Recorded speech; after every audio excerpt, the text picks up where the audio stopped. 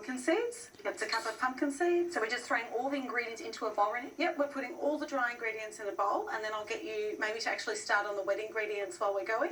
We've got just under half a cup of rice malt syrup here. So could you use a maple syrup or honey as a substitute here? You definitely can. Rice malt syrup is a little bit less sweet than those, so you might have to adjust the quantities, and rice malt syrup sets quite well if you want to eat low GI foods. You're better off going with a rice malt syrup than with a maple or a honey. We also want to put in a teaspoon of coconut oil. Yeah. So these are vegan, these crackers, if we're using our rice malt syrup and our coconut oil? Yeah. They're good for quite a lot of intolerances. And a teaspoon of vanilla. And if you could just mix that up until the coconut oil melts.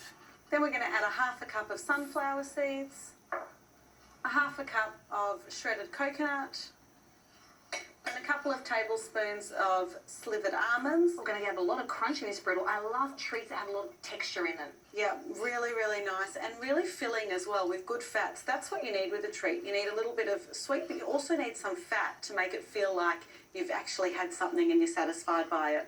And then some hemp seeds, which are a great source of protein for vegetarians and vegans. So, Ronnie, is this a recipe you teach at your cooking school? Because you do run a cooking school, don't you? I do. We do seasonal recipes, and we have taught this one before, and it was a big favourite. I often make this in double or triple quantities, and I store it in the freezer, and then it lasts, and whenever I need a little bit of a pick-me-up, I go and get one with a cup of tea. Okay, Ronnie, this looks like it's ready. Perfect. So we'll just mix up the dry ingredients. I'm just going to add a pinch of salt as well. I love salt in my brittle. Salt and sweet is really good together. And if you could just pour that straight in. Mm-hmm. Ooh, yum. And it's really simple. It just gets mixed up. That is so easy to do. That is much faster to do than actually running to the supermarket to buy a cracker or a biscuit that's full of additives and chemicals. This is made from scratch, wholesome ingredients, and we literally put it together in seconds. And wait till you try it. Can't wait.